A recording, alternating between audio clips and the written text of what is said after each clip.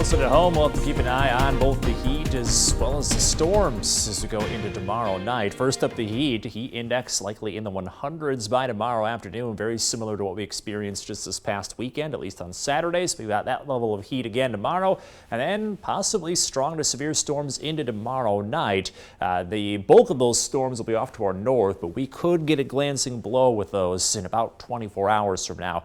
Now, there are some storms firing up into eastern Iowa tonight. Severe thunderstorm watch out for eastern Iowa and far southwest Wisconsin.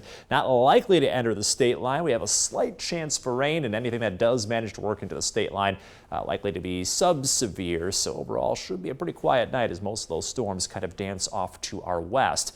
And then as we get into tomorrow, the heat will definitely be on. Heat advisories will go into effect at noon, last possibly as late as 10 o'clock tomorrow into Stevenson County and areas westward from there. Heat index values up into the triple digits, may even be up to 105 or so at times into tomorrow afternoon. So get ready for that heat. Make sure you drink plenty of water. Take it easy as we get into the hot weather. Tonight, warm and stuffy, 72. Again, there's that slight chance for isolated storms, but for the most part, we stay quiet tonight. And then it's into the heat tomorrow, 93 in the forecast, may feel like 100 or greater at times throughout the afternoon, and then storms holding off until late tomorrow evening. So throughout the day, we'll see a partly cloudy sky, temperatures jumping into the 80s by about 10 o'clock, 90s throughout the afternoon. You can see the heat index flying upwards as well, close to what feels like 90 by 10, and then near 100, if not into the 100s with that heat index throughout much of the afternoon. So just make sure you take those necessary precautions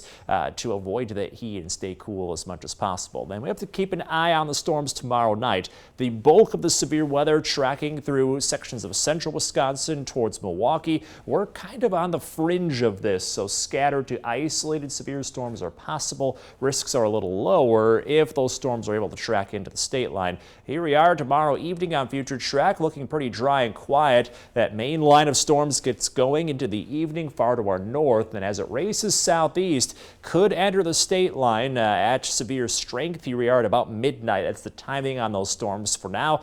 There could be damaging winds and large hail. If they're able to maintain severe strength, they could be coming through weaker and just provide some heavy rainfall. Either way, have ways to get severe weather alerts and make them loud enough to wake you up in the middle of the night just in case. As we head into Thursday morning, the weather looking a lot quieter, and we should settle down then the rest of the week. So wind and hail will be the main threats after about midnight tomorrow night, so just make sure that you are alert and ready for any kind of severe activity. We'll keep you up to speed over the next 24 hours as we watch those storms approach. Once they exit, slight chance for more rain as of Thursday afternoon as the cooler air arrives. Then we're down into the low 80s, if not the upper 70s over the next several days with low humidity. So much more comfortable conditions coming into the weekend with a lot of sunshine.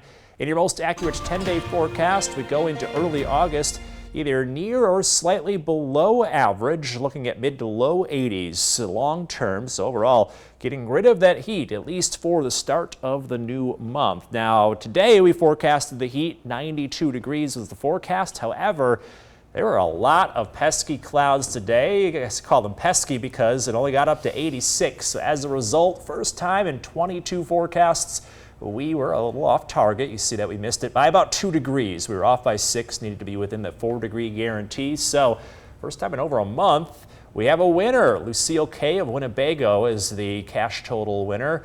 Nearly $300. So we were watching this, Alex, this afternoon, and you were hoping the clouds were going to burn off and that temperature was going to skyrocket. It just never happened? It did to an extent. We were in the low 80s throughout much of the day, and then there was that window in the afternoon where, got a little hopeful. Sun cleared, or the sun came in, the clouds cleared. The temperature did spike from like 80 to 86. So I'm like, okay, 2 more degrees. Yeah. That's all we need. And then more clouds just kept coming in, held things down just enough. We had a long run, though. We did. 22 days. That's a lot. That's nearly 5 weeks because we go Monday through Friday, so we don't count the weekend. So over a month of staying on target, and that's why we do this, because the longevity of our forecasts are going to eventually lead to these kind of high jackpots. Right. Did you just do that math in your head? No, I didn't, but it's a lot. 22 days. That's okay. We're going to start over. Alex, thanks for that. Coming up.